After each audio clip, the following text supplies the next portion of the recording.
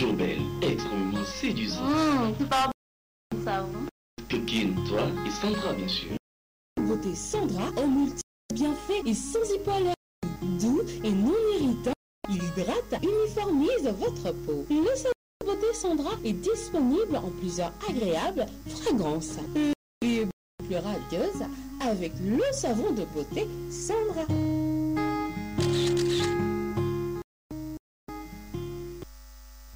Du 18 novembre au 5 décembre 2016, on dirait sur la télévision togolaise la 13e foire internationale de Lomé. Faites-vous compter par la TVT, 13e édition de la foire internationale de Lomé, à travers une grande émission, les écrans de la foire, de 11h à 18h. Encore une fois, Magloire Nia, qui est dynamique, vous réserve plein de surprises. Magloire vous découvre en direct sur le plateau de l'émission et dans vos stands pour la promotion de produits et services. La TVT à la 13e foire internationale de Lomé, c'est aussi la réalisation et la diffusion de publics reportages promotionnels, très promotionnels. Les bonnes affaires de la 13e foire internationale de Lomé, c'est sur la télévision togolaise. Les écrans de la foire, et tous les jours de 15h à 18h en direct depuis le site de la foire Togo 2000. Contactez le service Interci au 22 21 57 22 61 30, télévision togolaise.fr. La TVT, cœur de vos affaires. Après les primes de sélection, mouvementé, plein d'ambiance et très en couleur, avec un public enthousiasmé.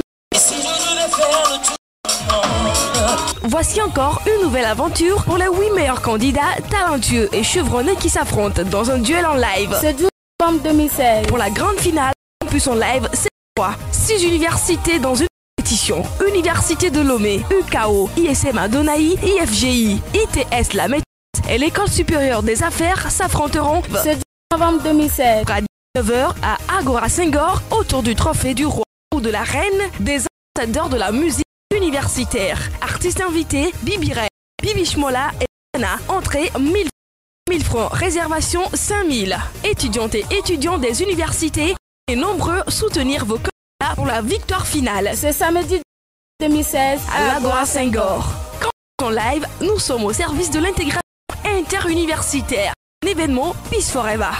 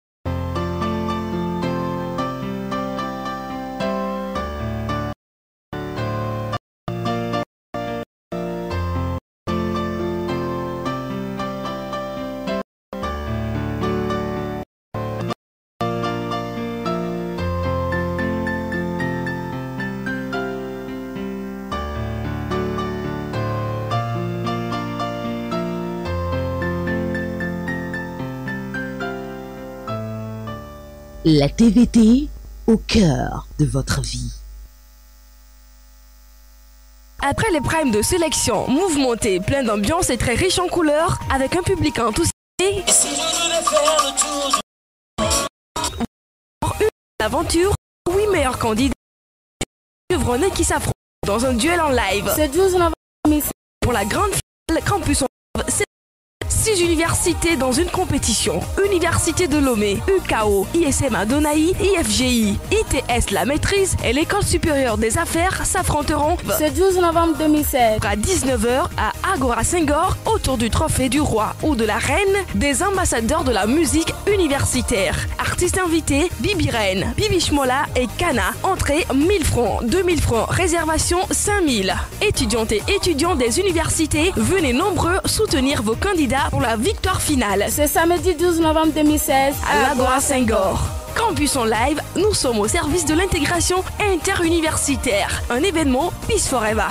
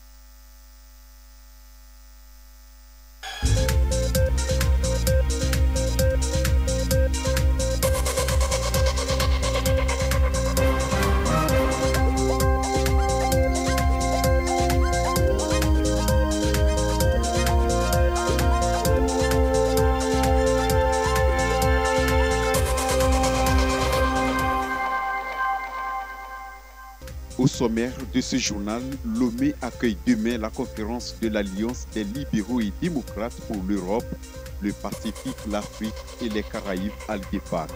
Une rencontre qui ambitionne de voir le continent africain prendre le chemin du développement selon l'idéal prôné par l'ALDEPAC. La délégation des participants est arrivée cet après-midi à Lomé.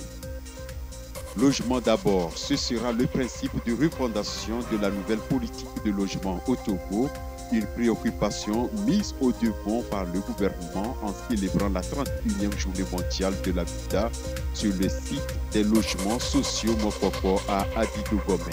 Et puis des logements bien équipés et à l'abri des catastrophes naturelles, c'est ce que vise la Banque mondiale qui appuie le gouvernement togolais à travers le BGICT avec du matériel mobile.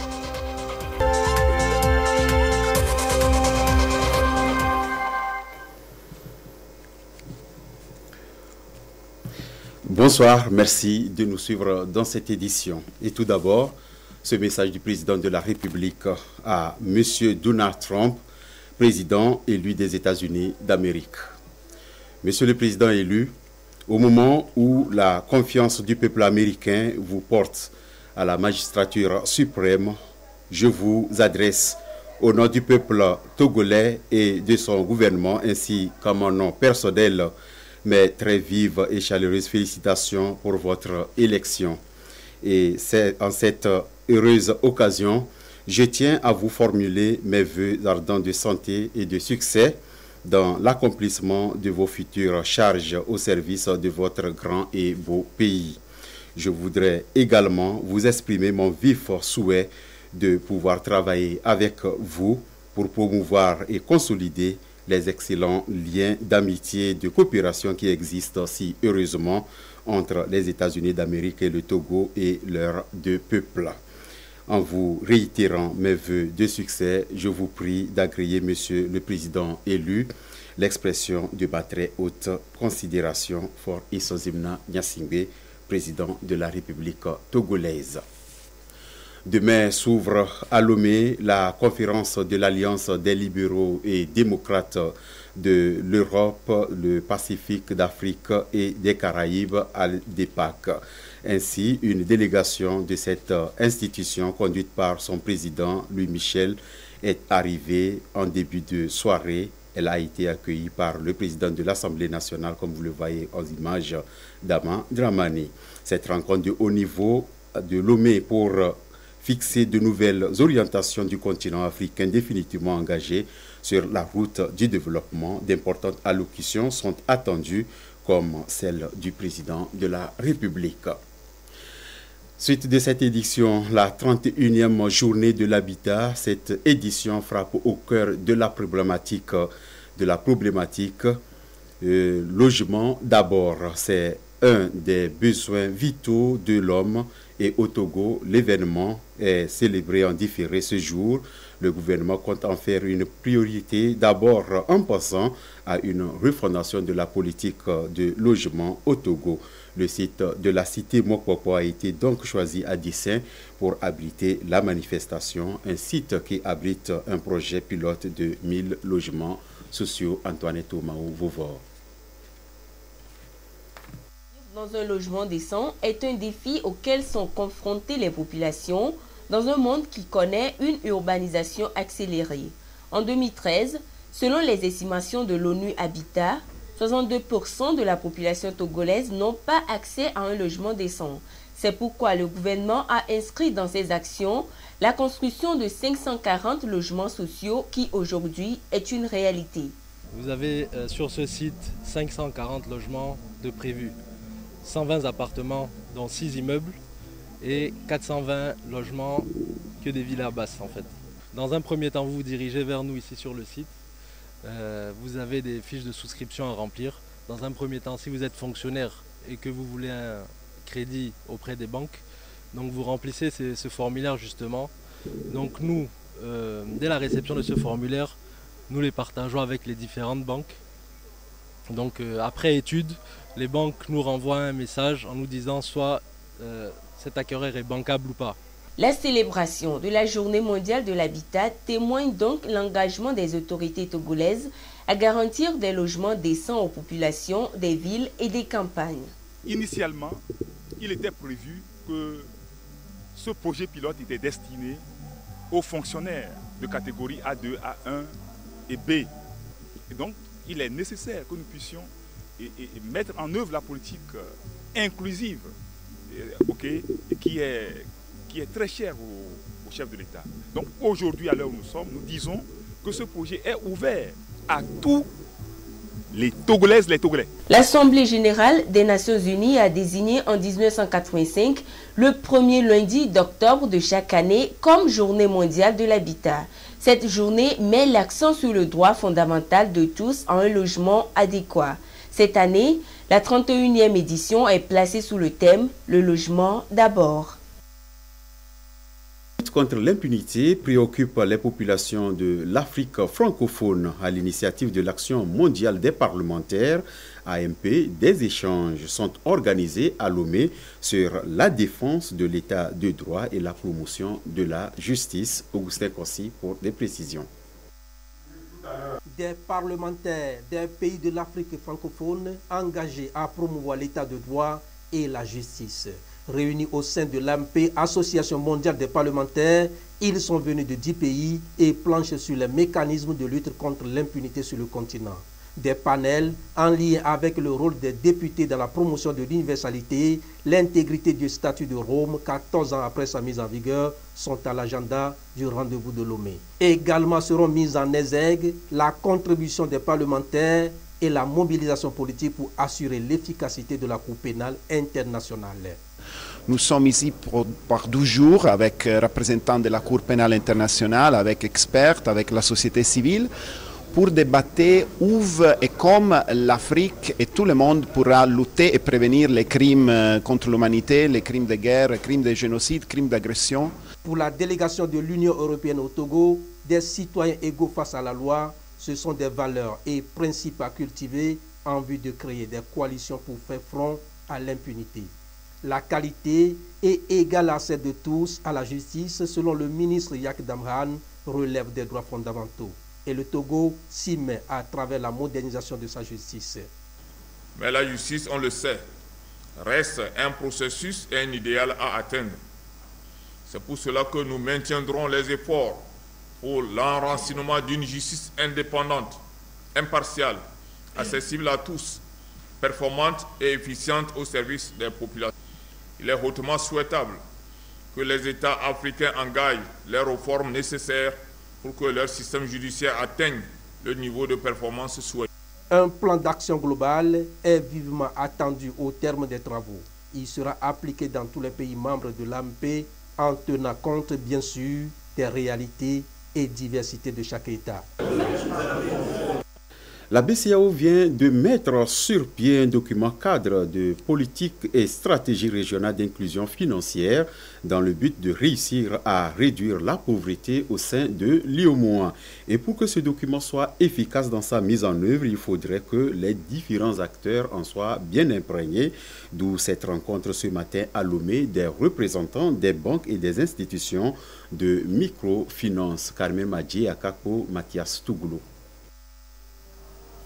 L'UEMOA veut assurer d'ici à 2020 aux 3/4 de la population adulte de son espace l'accès aux services financiers pour réussir à réduire la pauvreté et accélérer la croissance.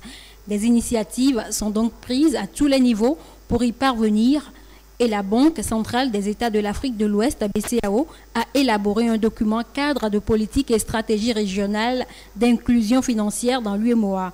Ce document est ici présenté aux différents acteurs. La stratégie régionale a pour objectif d'assurer un accès à des produits et services financiers, d'abord qui soient adaptés à leurs besoins, ensuite à des coûts abordables, et enfin des produits et services qui seront utilisés de façon effective et efficace, mais aussi utilisés de façon efficiente. Les systèmes financiers décentralisés et banques togolaises se disent prêts à mettre en œuvre les mesures prises dans ce document. Ça va encore renforcer nos interventions à travers, par exemple, l'éducation financière. Dans les clients ou les membres de la microfinance, il y a encore des exclus. Ça veut dire que nous allons prendre en compte les exclus même de la microfinance pour pouvoir bénéficier des services de l'inclusion financière. Depuis 2014, le Togo a mis en place sa propre stratégie d'inclusion financière. Les produits ABCEF, AGICEF et AGRICEF du Fonds national de la finance inclusive FNFI en sont des illustrations. Ce document cadre va constituer une base de données pour l'inclusion financière dans l'espace UEMOA. Le temps est-il vraiment arrivé de libéraliser le secteur du commerce dans les pays de l'Afrique, Caraïbes et Pacifique et l'Union européenne? La question est au centre des réflexions du colloque international ouvert ce matin à Lomé. Les enseignants-chercheurs des universités de Lomé et de Havre en France en débattent à travers le thème « Les accords ACP-UE, bilan, perspective ou dépassement ». Reportage avec Viviane Oussouvi et Firmin Adjinari. Les relations commerciales entre les pays de l'Afrique, Caraïbes et Pacifique et l'Union européenne ne répondent plus aux normes fixées par les accords de partenariat économique ACP-UE. Il s'avère donc nécessaire de mener des réflexions constructives sur ces accords en vue de redéfinir de nouvelles orientations en matière d'échanges commerciaux tout en prenant en compte les exigences de l'heure. C'est le sens du colloque international organisé par la faculté de droit de l'Université de Lomé. Dans les accords précédents, il est accordé des tarifs préférentiels aux ACP et qui aujourd'hui ne répondent plus aux exigences de l'OMC. Et donc dans cette perspective, il faudrait donc évoluer et imaginer une belle coopération. Après 2020, comme certains le prophétisent, l'accord va cesser et à ce moment-là, les États ACP vont entrer de plein pied dans la mondialisation ou bien est-ce qu'ils vont perdurer mais sous une forme peut-être renouvelée justement pour permettre aux États ACP de faire une transition en douceur qui permette à la fois d'assurer le développement économique et le développement social des pays. La libéralisation commerciale est devenue une nécessité mondiale à laquelle les pays doivent faire face. Ce rendez-vous scientifique va donc être une occasion pour les communautés universitaires d'apporter leur contribution à l'introduction de nouvelles bases commerciales en vue de faciliter les échanges commerciaux entre les pays de l'Afrique, Caraïbes et Pacifique et de l'Union européenne.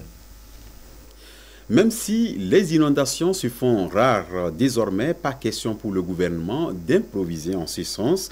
Le ministère de la Sécurité et de la Protection civile vient de bénéficier d'un important don de matériel immobilier pour équiper davantage le corps des sapeurs-pompiers et le centre opérationnel de système d'alerte. Ce matériel acquis par le projet Gestion intégrée des catastrophes et des terres du ministère de l'Environnement et des Ressources forestières est financé par la Banque mondiale. Sonia Aminiko et Soham Teuteu. Les chantiers de construction des centres de secours des sapeurs-pompiers et du centre opérationnel du système d'alerte précoce sont presque finis. L'on pense déjà à leur équipement. En témoigne ce don de matériel immobilier du ministère de l'Environnement au ministère de la Sécurité et de la Protection civile. C'est le lieu d'adresser nos sentiments de profonde gratitude aux partenaires bilatéraux et multilatéraux pour leurs appuis dans la prévention et la gestion des catastrophes au Togo. Nos remerciements vont tout particulièrement à la dont l'appui de réduire d'une façon drastique les inondations dans les zones bien ciblées. Les inondations ont certes diminué. L'improvisation ne sera plus de mise en cas de catastrophe, mais elles feront l'objet d'une gestion scientifique grâce à l'existence du centre opérationnel du système d'alerte précoce qui permettra la centralisation, l'analyse et l'interprétation des données. Dans le cadre de ce projet, nous avons des centres de secours qui sont presque à la finition dans les chefs-lieux de région et à Lomé également dans l'enceinte de l'état-major. Donc ce matériel va permettre l'équipement de ces centres, en plus de ce que le gouvernement fait. Cette avancée du Togo dans la gestion des catastrophes est à mettre à l'actif du chef de l'État Fonia Singbe, qui a fait de la dimension sociale une priorité gouvernementale. Aux États-Unis, nous sommes là à l'étranger. La rencontre était incroyable il y a 48 heures. Barack Obama et Donald Trump en tête-à-tête dans le bureau ovale. L'atmosphère quelque peu tendue, mais civilité républicaine oblige. Barack Obama et son successeur doivent préparer la passation de pouvoir. Après les injures, les accusations, les coups bas de la campagne, les voici côte à côte dans le bureau ovale. L'image est historique. Barack Obama a le visage un peu fermé. Donald Trump semble tendu, les épaules légèrement voûtées. La gêne est perceptible, mais le ton a changé. Je vais faire tout ce que je peux pour vous aider à réussir, parce que si vous réussissez, c'est le pays qui réussit. Merci beaucoup, Président Obama. Cette réunion devait durer 10-15 minutes, juste pour apprendre à se connaître. On ne s'était jamais rencontrés, j'ai beaucoup de respect. La réunion a duré près d'1 heure et demie, et en ce qui me concerne, ça aurait pu durer plus longtemps. Monsieur le Président, ça a été un honneur d'être avec vous, et j'espère vous rencontrer encore et encore dans le futur. Une poignée de main pour l'histoire, assez brève. Officiellement, une nouvelle page s'ouvre aujourd'hui. Et Barack Obama se permet même quelques conseils à son successeur. Surtout ne répondez pas aux questions, vous ne vous en sortirez jamais. Contre toute attente, Donald Trump part lui en prononçant un dernier compliment. C'est un homme bien. Oubliez les outrances, Donald Trump est-il devenu un autre homme? En tous les cas, il a endossé le costume de président et la vie qui va avec.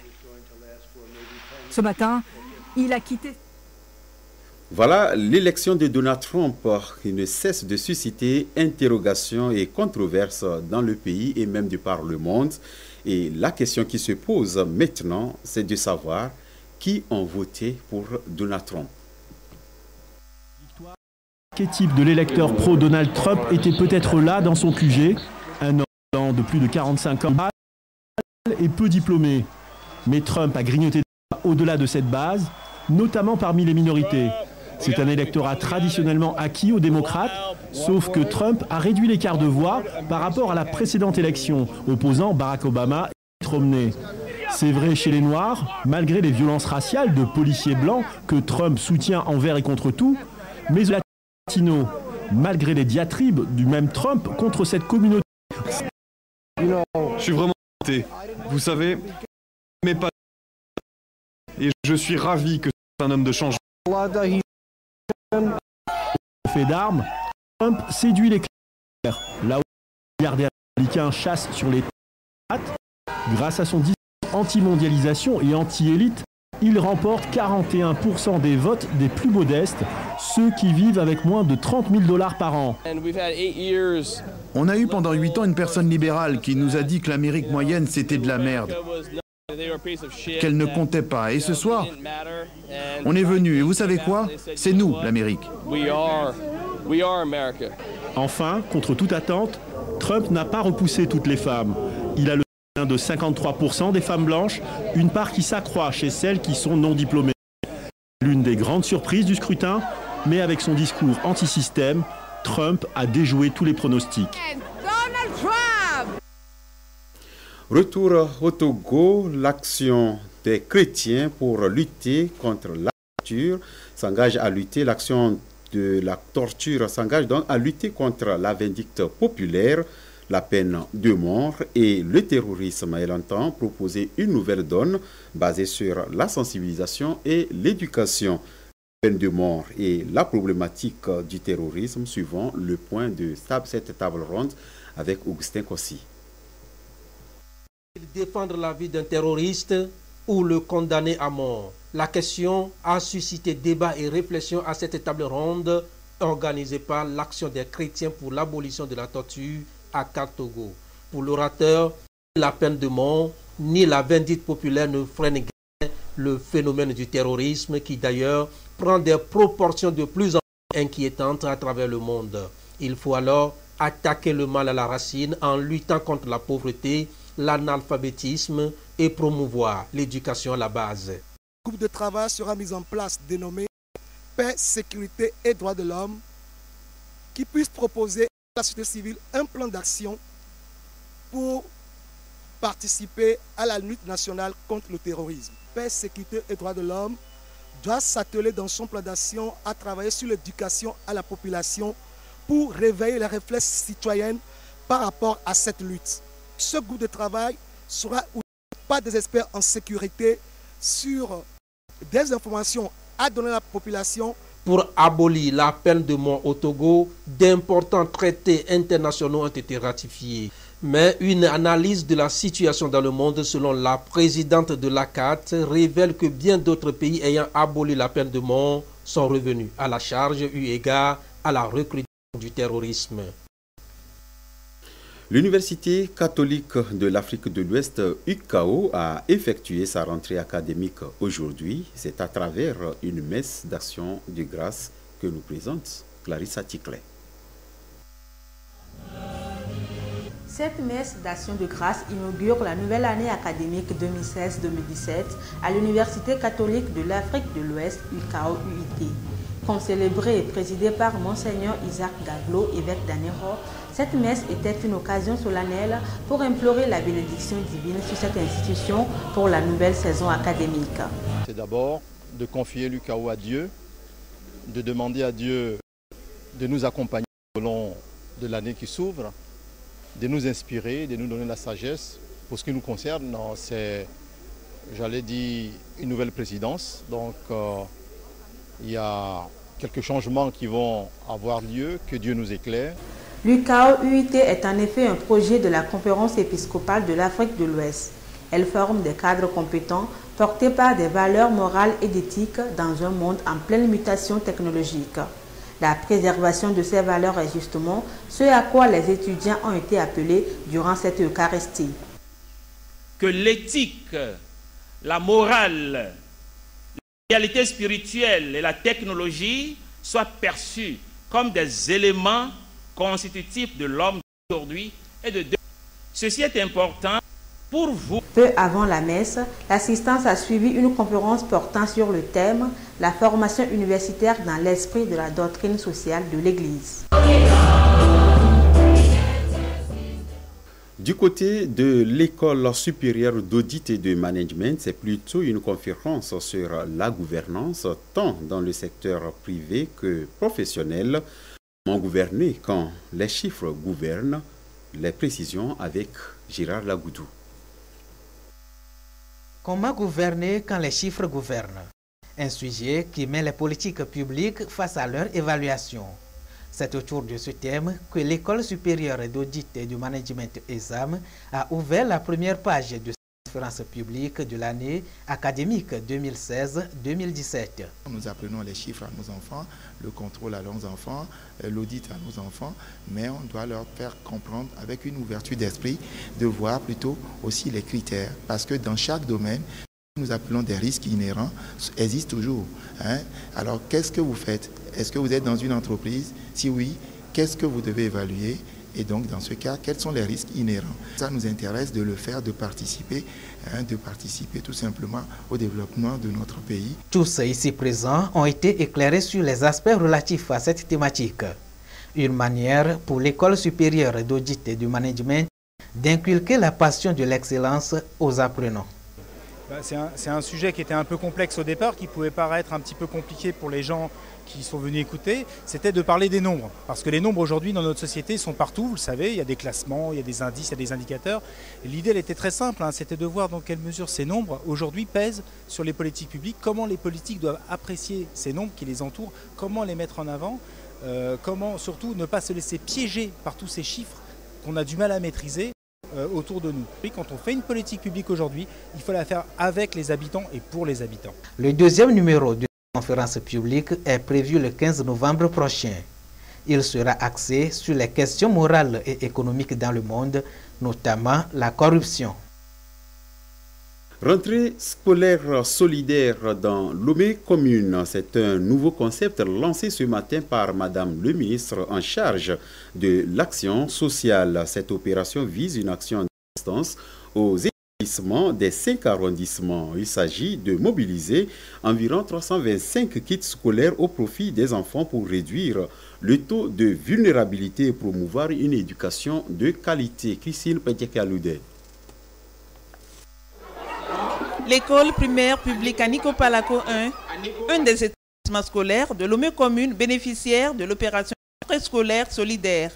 Les élèves en situation de vulnérabilité ont reçu des kits pour leur permettre de poursuivre leurs études dans de bonnes conditions. Vraiment, à les voir, ils viennent ici sans cahier, c'est vous-même qui allez leur donner des fois des cahiers, les kakis déchirés, tout ça là, ça nous fait pitié. Donc nous remercions le chef de l'État pour sa politique d'éducation pour tous. Plus d'une dizaine d'établissements auront à bénéficier de cette assistance pour le compte de leur commune. L'opération se poursuit sur l'ensemble du territoire national et prend en compte près de 7800 élèves. Lorsque nous faisons un regard rétrospectif sur ce qui a été fait depuis 5 ans. Nous avons appuyé à peu près 49 000 élèves, notamment les enfants en situation de vulnérabilité.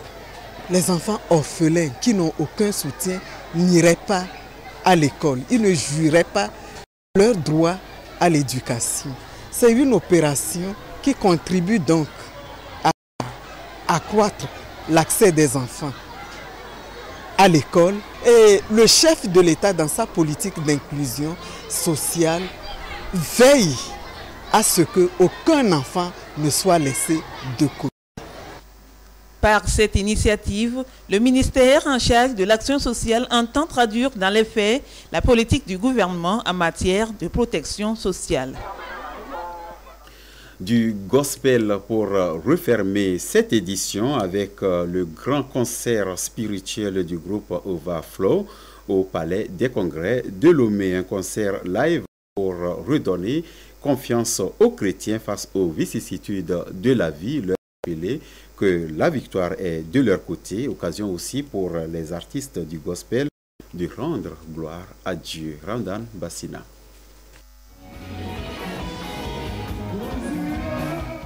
Le groupe Overflow dans toute sa splendeur, des chants de louange, d'amour et d'espérance pour rendre gloire à Dieu et redonner confiance aux fidèles chrétiens. Une communion parfaite avec le public qui a fait le déplacement du Palais des Congrès de Lomé.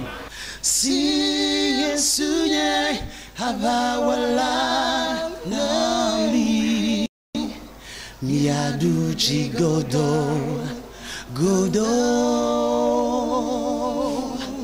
Jidou la paix vio,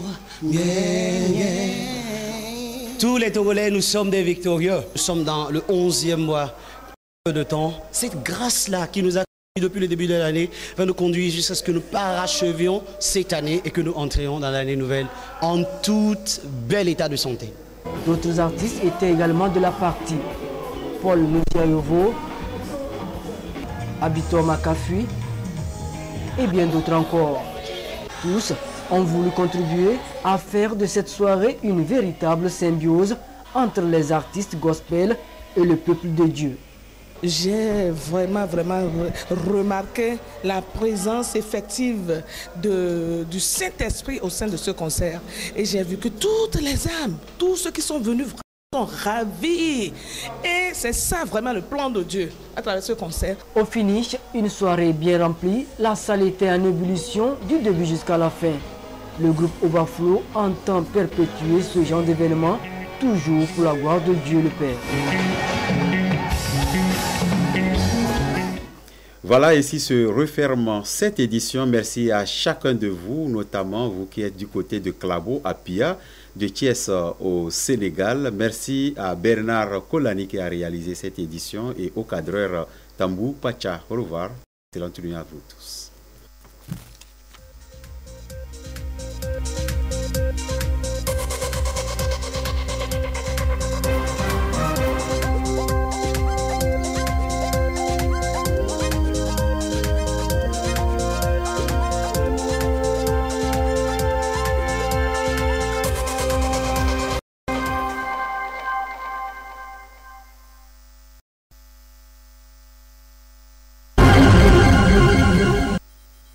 La TVT et le port autonome de Lomé vous présentent la météo. Port autonome de Lomé, faire plus qu'hier et davantage demain. Bonsoir madame, monsieur, vous faites très bien d'intégrer aussi cette 4e météo de la semaine sur la télévision togolaise dans vos programmes, surtout ceux des prochaines heures. Nous allons faire un focus sur notre pays, le Togo, où l'état du ciel demeurera peu nuageux à partir de cette nuit dans toutes les régions. Et dans la journée de demain, on attend des risques d'orage isolés accompagnés de pluies faibles très localisées dans la région des plateaux ainsi que la région maritime. La brume sèche, elle, va réduire faiblement la visibilité dans les savanes, la région de la Kara ainsi que la région centrale. Les températures à présent, les températures minimales dans la matinée de demain seront entre 17 degrés à Sokodé et 26 degrés à Lomé et il fera entre autres 22 degrés au niveau de Kumakonda. Et dans l'après-midi de demain, les températures maximales vont se situer entre 31 degrés à Kumakonda et 38 degrés au niveau de Mango, tout comme à Dapan. À Kara, entre autres, il fera 37 degrés. Intéressons-nous à la sous-région ouest africaine. Le ciel à Dakar sera parfaitement ensoleillé avec 26 et 32 degrés, mais brumeux sur le reste des stations sahéliennes. Et c'est la brume sèche qui va réduire la visibilité à Abuja, où il fera 20 et 34 degrés. Les pluies seront modérées à Abidjan, avec 26 et 31 degrés. Sur le reste de l'Afrique, des activités pluvieuses orageuses vont être enregistrées à Johannesburg, tout comme à Antananarivo, sans oublier Tunis, où il fera 12 et 21 degrés. En Europe, les pluies seront modérées à Bruxelles. Il y fera 2 et 5 degrés. Pendant ce temps, on aura un ciel ensoleillé à Madrid où il fera 4 et 14 degrés. En Amérique du Nord, les pluies seront modérées plutôt